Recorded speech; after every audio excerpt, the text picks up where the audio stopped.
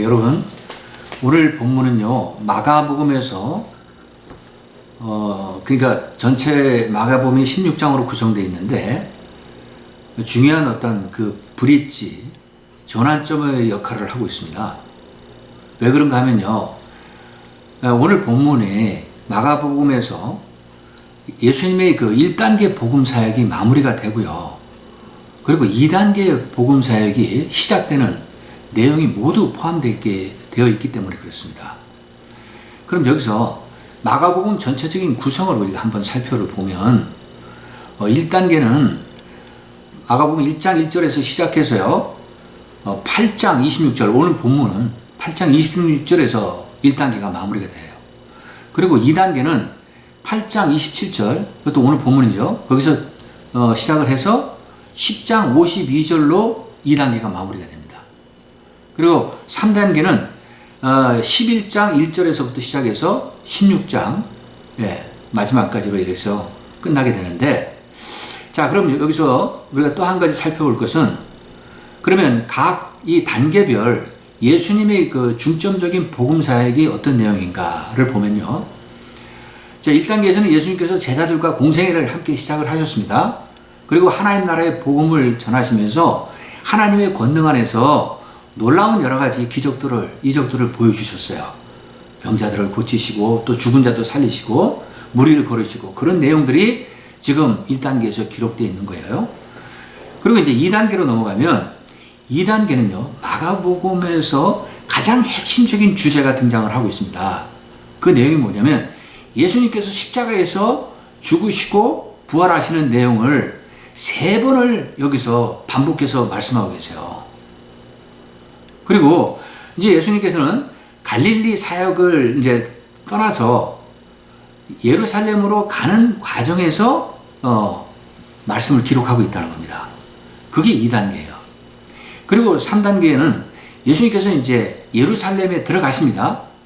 그래서 예루살렘에서 마지막 복음을 하시는데, 결국은 가롯 유다의 고발로 인해서 예수님께서 붙잡히시고, 그리고 결국은 십자가에서 고난받으시고 돌아가시고 3일 만에 부활하시는 그런 내용이 기록되어 있다는 겁니다.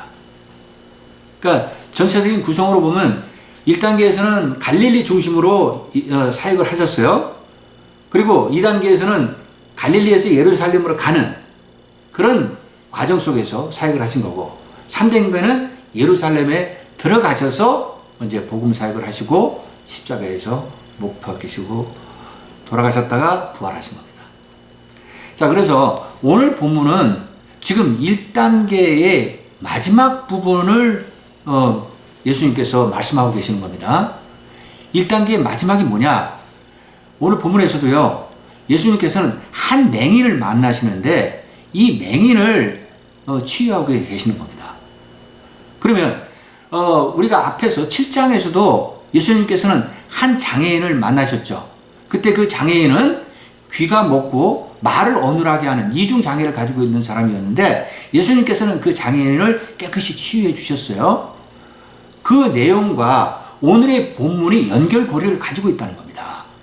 그래서 오늘은 눈이 보이지 않는 시각 장애를 가진 이 맹인을 예수님께서 치료하시고 계시는 것이 1단계의 마지막 예수님의 복음 사역이라는 거죠.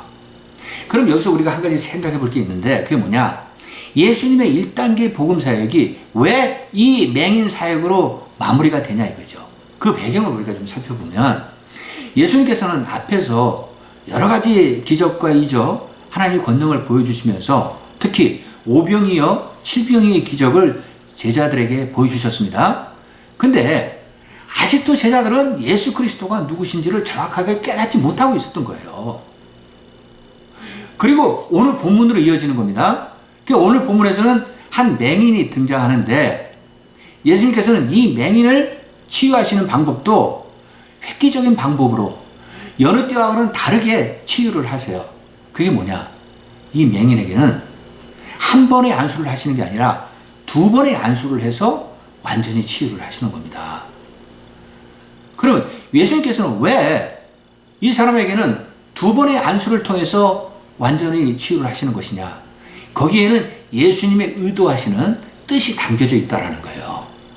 그래서 오늘 본문이 중요한 또 위치를 차지하고 있다는 겁니다. 그걸 먼저 말씀드리고, 따라서 오늘 본문의 제목을 제가 2+2로 이렇게 정했는데, 궁극적으로 우리가 여기서 살펴보고자 하는 것은 뭐냐면, 예수님께서는 그러면 왜 두 번의 안수를 하셨는지 그 의도와 우리가 뜻을 한번 살펴보자는 거죠. 거기에는 예수님의 숨겨진 분명한 말씀하시고자 하는 포인트가 담겨져 있다는 겁니다. 그 다음에 2단계로 넘어가면 예수님께서는 그 도입부에서 제자들에게 예수님을 누구라 하느냐 이 질문을 또 2번을 하세요. 그러시면서 예수님이 누구신가를 밝히고 있는데, 그러면 이 2가지의 질문을 통해서 우리에게 하시려고 하는 말씀은 또 무엇인지 그것도 우리가 함께 생각해 보자는 겁니다. 그래서 지금 2+2라는 제목을 설정을 한 겁니다. 자, 그럼 이어서 우리가 본문을 보도록 하겠습니다. 22절을 보십시오. 베세다의 이름에 사람들이 맹인 한 사람을 데리고 예수께 나와 손대시기를 구하거늘. 지금 이 상황은요, 예수님께서는 지난주 말씀에서 보면은 갈릴리 서쪽 지역에서 복음 사역을 하시다가 바리새인들과 또 논쟁을 벌이셨어요. 그 논쟁의 내용이 뭐였죠? 바리새인들이 예수님한테 나와서 또 시비를 건 겁니다. 하늘로부터 오는 기적을, 표적을 보여달라고 예수님한테 요구했잖아요. 그때 예수님께서 어떻게 했습니까? 그들의 말을 무시하셨어요. 너희들한테는 그 표적을 보여줄 필요가 없다고 하시고 거기를 떠나신 겁니다. 그 배를 타서 떠나셨는데 어디로 떠나셨냐? 갈릴리 바다 그 북동쪽에 있는 베세다라는 지역으로 가신 거예요. 여러분, 베세다 하면 기억나시는 게 없으십니까?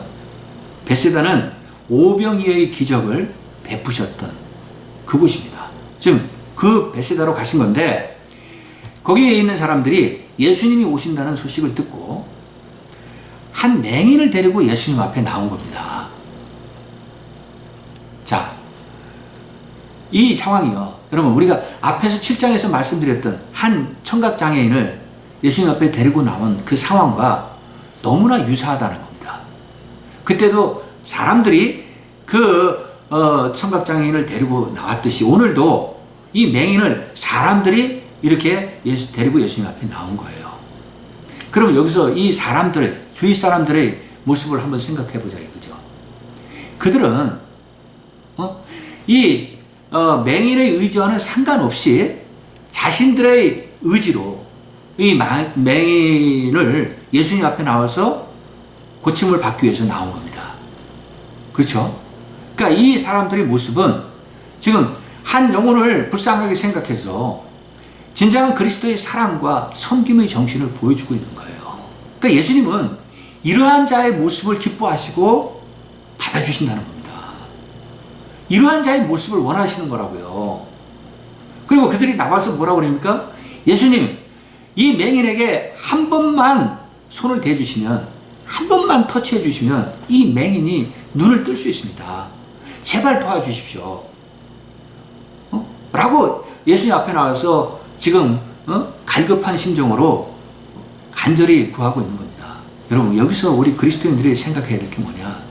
우리 주위에 믿지 않는 사람들이 있다 할지라도, 그리스도를 모른다 할지라도 그들을 위해서 하나님 앞에 나와서 우리가 중보 기도로 나아가면 하나님께서는 응답하신다는 거예요. 우리의 믿음을 보시고 믿음 없는 자의 현재 갈급한 내용을 해결해 주신다는 거예요. 그래서 지난번에도 말씀드렸듯이 앞에서도 그 한 중풍병자를 사람들이 메고 나왔을 때 예수님께서는 그들의 믿음을 보시고 그 중풍병자를 고쳐주시지 않았습니까? 우리가 이 사실을 다시 한번 확인해야 된다고요.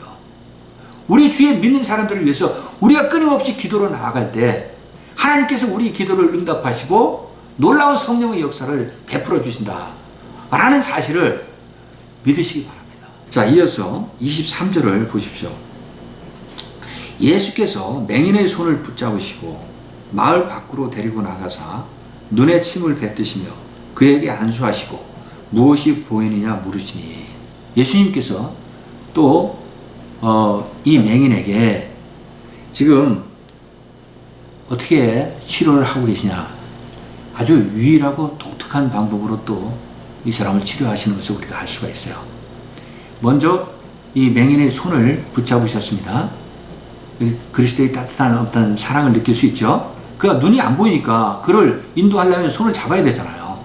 그래서 그를 붙잡으시고 마을 밖으로 데리고 나가셨어요. 그래서 사람들이 많이 모인 곳을 피해서 지금 또 한적한 곳으로 가신 겁니다. 그럼 왜 예수님께서는 또 이 마을 밖으로 데리고 나가신 겁니까? 거기에는 우리가 한두 가지를 생각해 볼 수가 있는데, 지금 예수님께서는 이 병을 고치고 치유하시는 사역 있잖아. 이걸 많은 사람들이 눈에 띄는 곳에서 하기를 원치 않으셨다는 겁니다. 왜 그러셨을까요? 예수님은 이 땅에 병을 고치고 귀신을 쫓기 위해서 오신 게 아니잖아요. 예수님이 궁극적인 오신 목적은 우리 인간들의 그 죄의 문제를 해결해서 우리가 죄로부터 구원받기 위해서 오신 것이 예수님의 궁극적인 목적이잖아요. 근데 사람들은 예수님을 오해하고 있었던 거예요. 예수님이 마치 정치적이고 긍정적인 메시아로 세상의 임금으로 오셔서 자신들의 어떤 지금 현재 문제들, 그러니까 로마 제국으로부터 압제를 당하고 지배를 당하고 있잖아요.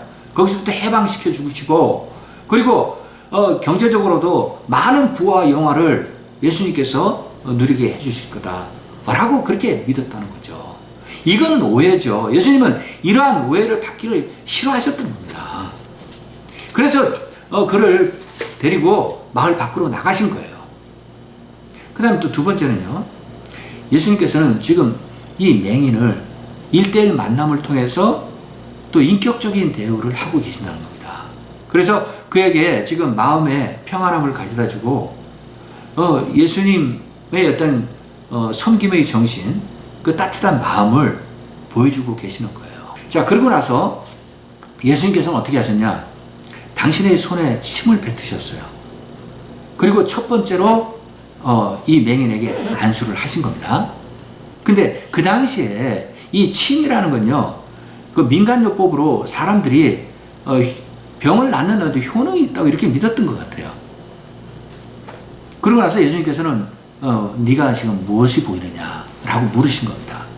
자, 이에 대해서 이 맹인이 뭐라고 대답을 하냐면, 보세요. 24절. 쳐다보며 이르되 사람들이 보이나이다. 나무 같은 것들이 걸어가는 것을 보나이다.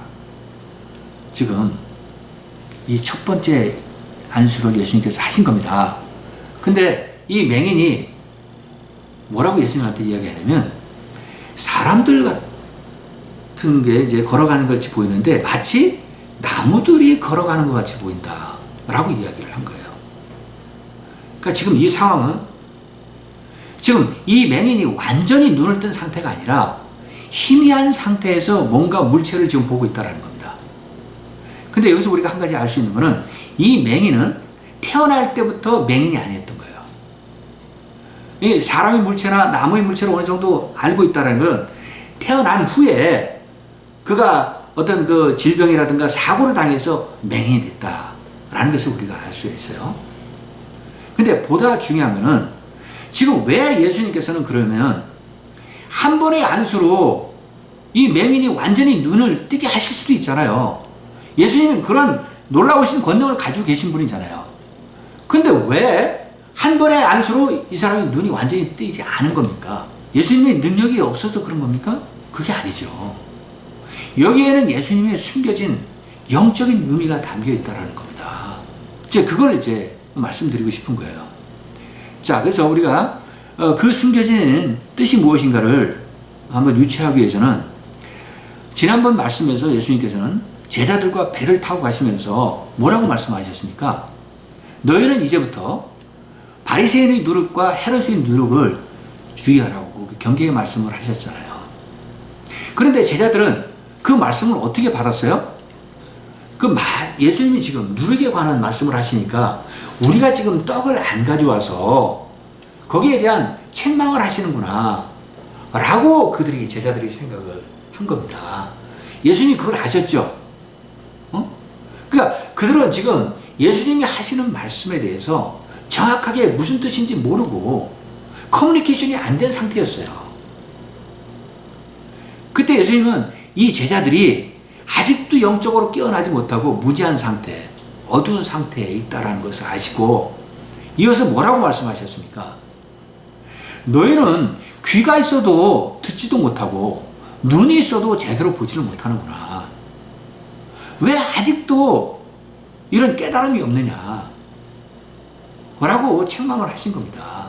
자, 그리고 나서 지금 오늘 본문하고 이제 이어지는데, 오늘 본문에서 예수님께서는 이 맹인에게 첫 번째 안수를 하신 겁니다. 근데 이 맹인이 완전히 눈을 뜨지 못하고 지금 희미한 상태로 눈을 뜬 거예요. 그럼 과연 이 맹인의 희미한 상태는 뭘 의미하는 거냐 이거죠. 이건 바로 지금 예수님께서는 제자들에게 너희 영적인 상태가 이런 희미한 상태라는 것을 지금 비유로 말씀하고 계시는 거예요. 너희가 이제는 눈을 완전히 떠서 영적으로 깨어나서 지금 예수 그리스도가 누구신지 이제는 정확하게 알 때가 됐는데 아직도 깨닫지 못하기 때문에 예수님께서는 이 안수, 첫 번째 안수를 통해서 네 영적 상태가 이 정도 수준이구나. 아직도 너희들이 나를 누구신지 깨닫지 못하고 있구나. 라고 지금 강조해서 말씀을 하시는 거라고요.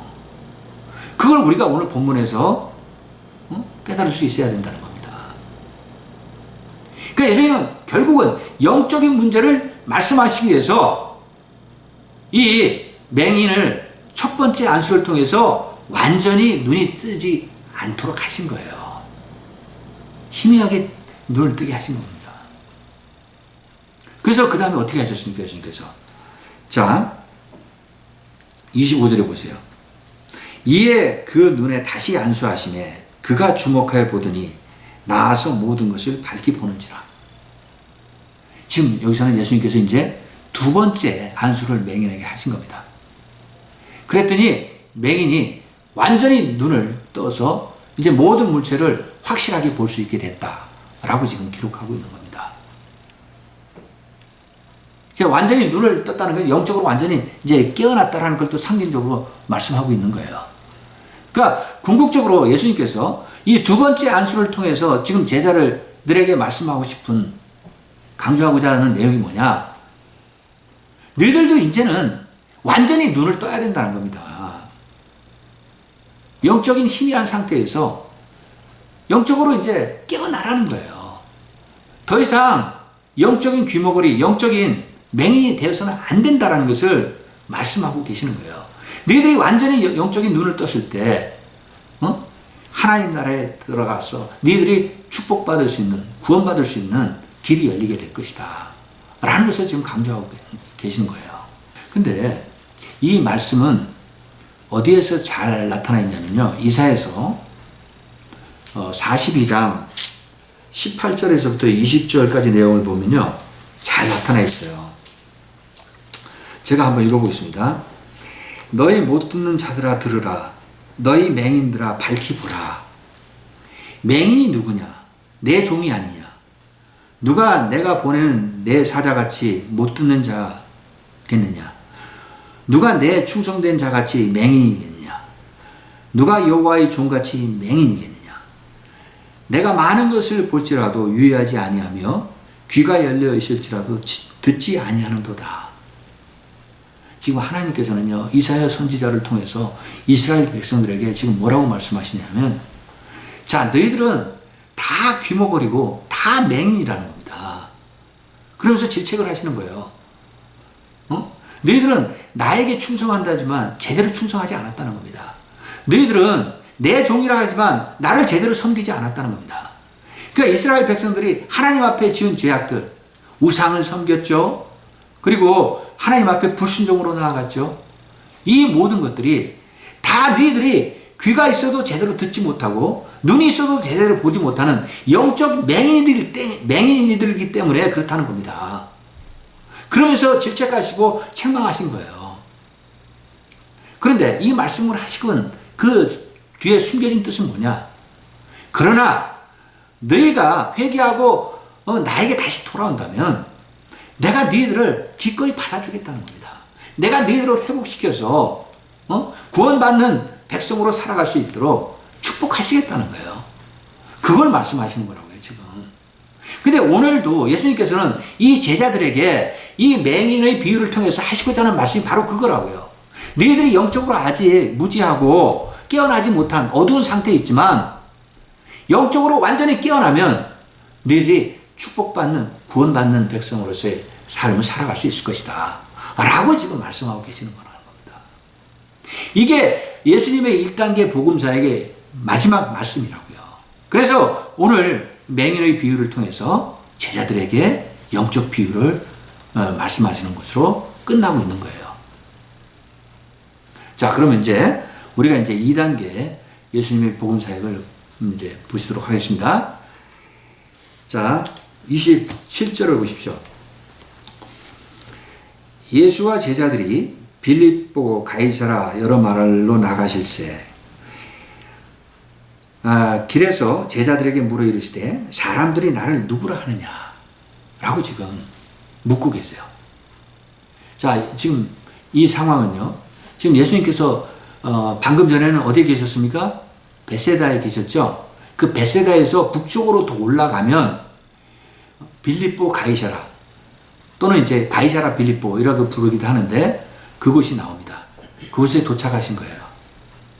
근데 이 가이사라 빌립보는 어떤 곳이냐면요, 저 헬본산의 남서쪽 기슭에 자리 잡은 그런 곳인데 주로 이방인들, 즉 헬라인들이나 로마인들이 많이 거주해서 살았던 이방 지역으로 분류하고 있습니다. 근데 이곳이 왜 그러면 가이사라 빌립보가 됐느냐? 여러분, 가이사라는 로마 제국의 황제를 일컫는 말이죠. 그리고 빌립보는 그 당시에 이 갈릴리 북쪽 지역의 분봉왕이 누구였냐면 헤롯 빌립이었어요. 그러니까 헤롯 대왕의 아들이었잖아요. 그가 이 지역을 맡아서 다스리고 있었다고요. 그러니까 자신의 이름 빌립과 그리고 로마 황제 가이사라의 이름을 지칭하는 말을 가져와서 합성을 해서 이 도시를 가이사라 빌립보라고 지은 겁니다. 그러니까 이 헤롯 빌립은요, 이 도시를 아주 전략적인 요지로 활용을 했는데 로마 황제에게 이 도시를 바치면서 여기에 로마 신전을 지어서 제사를 지내기까지 했던 거예요. 그러니까 황제에게 잘 보이기 위해서. 자, 그런 곳이 가이사라 빌립보라는 곳입니다. 근데 예수님께서 이제 이곳을 가시는데 이제 제자들과 여러 마을을 다니시기 위해서 길을 떠나시는 그 길 도중에 질문을 하신 겁니다. 뭐라고 질문하셨습니까? 지금 사람들이 나를 누구라고 하느냐? 라고 물으신 거예요. 여러분, 이 질문에 지금 제자들이 뭐라고 답을 했습니까? 28절에 제자들이 여쭈어 이르되 세례 요한이라 하고 더러는 엘리야 더러는 선지자 중에 하나라 하나이다. 지금 제자들이 뭐라고 답을 했냐면요, 어떤 사람은 세례 요한, 어떤 사람은 엘리야, 또 누구는 예수님을 선지자 중에 한 사람이다 라고 이야기를 했다는 겁니다. 이 내용 여러분 어디서 보셨죠? 이건 마가복음 6장에 보면 잘 나타나 있습니다. 그때도 제가 말씀을 드렸는데 세례 요한이라고 이야기를 했던 사람이 누구였죠? 헤롯 안티파스 왕. 그 당시 유대 지역 이쪽을 다스리고 있었던 그 왕이죠. 그가 세례 요한이라고 이야기를 했어요. 왜 그랬습니까? 그가 세례 요한을 참수시켜서 못 배워서 죽였잖아요. 그리고 나서 그 후에는 두려움에 떨었어요. 그래서 예수 그리스도가 놀라우신 하나님의 권능을 보여주니까 세례 요한이 살아서 돌아왔다 라고 이야기를 했던 겁니다. 그 다음에 또 어떤 사람들은 엘리야 선지자다 라고 이렇게 이야기를 했는데 이것은 성경 말라기서 4장 5절에 보면 하나님께서 이스라엘 백성들에게 내가 너희들에게 엘리야 선지자를 보내겠다 라고 말씀하신 그 성경 구절을 믿는 사람들은 엘리야 선지자라고 이야기한 거예요. 그리고 마지막에 이제 여러 사람들이 뭐라고 그랬냐? 선자 중에 한 사람이다 라고 이야기를 한 겁니다. 근데 여기서 우리가 한 가지 생각해 봐야 될 게, 지금 사람들이 이렇게 예수님을 판단하고 평가한 게 올바른 판단입니까? 평가입니까? 아니죠. 이건 잘못된 평가죠. 그들도 지금 영적 무지의 상태에서 예수 그리스도가 확실히 누구신지를 깨닫지 못하고 있다는 겁니다. 이것이 그 당시에 민심의 수준이었다는 거죠. 예수님이 누구신지 아직 모르는 거예요, 사람들은. 그러니까 그들도 영적인 맹인들이에요. 자, 이에 대해서 예수님께서 뭐라고 다시 물으십니까?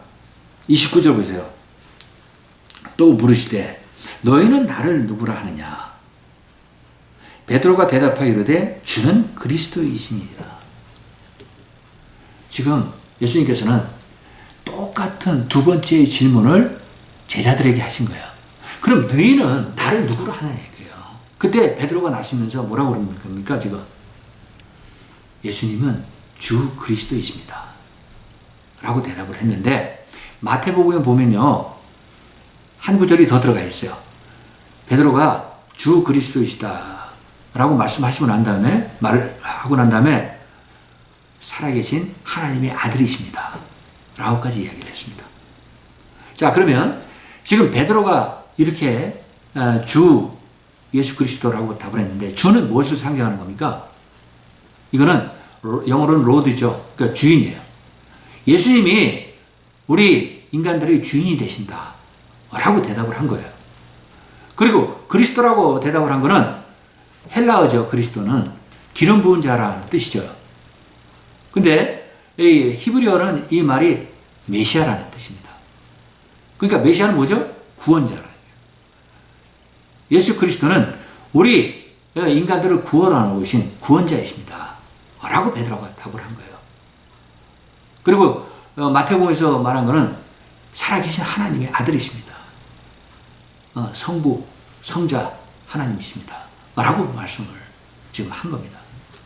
여러분, 이 베드로의 이 대답은 어떻습니까?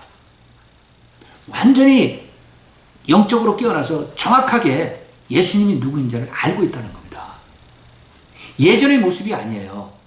예전의 제자들이 예수님이 정확하게 모르고 있었는데, 지금 오늘 이 말씀에서는 베드로가 예수님이 누구신지를 정확하게 알고 있다는 겁니다. 베드로가 달라졌어요. 그러면 베드로가 어떻게 이렇게 달라질 수 있었던 겁니까? 그럼 베드로의 자신의 능력이 아니에요. 성령의 하나님께서 베드로에게 지금 하나님의 권능을 부어주신 거예요. 그 권능 안에서 베드로가 정확하게 예수님이 누구신가를 지금 밝히고 있다는 겁니다. 예수님은 이 베드로의 모습에 흐뭇하셨을 거예요. 자, 그래서 오늘 본문에서 우리가 지금 마지막으로 이제 요약을 해보면, 지금 예수님께서는 두 번의 안수를 통해서 이 맹인을 완전히 치유하셨잖아요. 거기서 지금 제자들에게 하신 중요한 강조하고자 하는 포인트가 뭐였느냐? 너희는 예수 그리스도가 누구신지를 정확하게 깨달아야 된다는 걸 강조하신 거예요. 영적으로 깨어나라는 겁니다. 그걸 강조하신 것이고, 그 다음에 두 번째, 예수님께서는 당신이 누구신가에 대해서 제자들에게 두 번의 질문을 하셨잖아요. 여기서 강조하고자 하는 건 뭐냐? 예수 그리스도는 이 땅에 우리 인류의 죄의 문제를 해결하시고 오신 구원자시다 라는 것을 지금 강조하고 계신다는 겁니다. 그래서 두 번의 안수와 두 번의 어떤 질문을 통해서 예수 그리스도가 누구이신지, 그리고 예수 그리스도는 이 땅에 우리 인류의 구원자로 오셨다는 것을 정확하게 지금 밝혀주시고 계신다는 거예요. 그래서 오늘 본문의 제목이 2+2가 된 겁니다. 사랑하는 여러분, 오늘 말씀을 마무리하겠습니다. 자, 제가 오늘 본문의 서두에서 말씀드렸듯이 오늘 본문은 마가복음 전체의 구성에서 굉장히 중요한 역할, 브릿지, 전환점의 역할을 하고 있다라고 말씀을 드렸습니다. 그래서 오늘 예수님의 1단계 복음사역이 마무리가 되고 2단계의 복음사역이 시작되는 내용으로 나아가고 있다는 거죠. 근데 여기서 우리가 분명히 하나 중요하게 생각해야 될 게 뭐냐? 예수님께서는 이제 하나님의 때가 가까이 오고 있다는 것을 아시고 여기에 대해서 준비를 하신 거예요. 하나님의 때라는 게 뭡니까? 예수 그리스도가 십자가에서 죽으시고 3일 만에 부활하시는 거. 그게 하나님의 때예요. 그게 그리스도 복음의 핵심이라는 겁니다. 그걸 말씀하시기 위해서 지금 도입부에서 모든 준비를 하고 계시는 거예요. 그래서 우리 그리스도인들이 오늘 본문에서 깨달아야 될 것은 우리도 영적인 맹인의 길에서 이제 빨리 탈피해야 된다는 겁니다. 그래서 예수 그리스도가 정확하게 누구신가를 우리도 깨닫고 십자가의 복음의 믿음으로 나아갈 때 그게 기독교의 핵심이라는 겁니다. 그걸 깨달아야지 우리가 진짜 신앙인으로 그리스도인을 거듭날 수 있다는 거. 그것을 다시 한번 강조드립니다. 예. 자, 이 말씀을 한 주일 동안 또 우리가 묵상하시면서 이번 한 주간도 그리스도 안에서 주님과 동행하시고요. 승리하는 여러분들 되시기를 간절히 축원드리겠습니다. 예. 기도하겠습니다.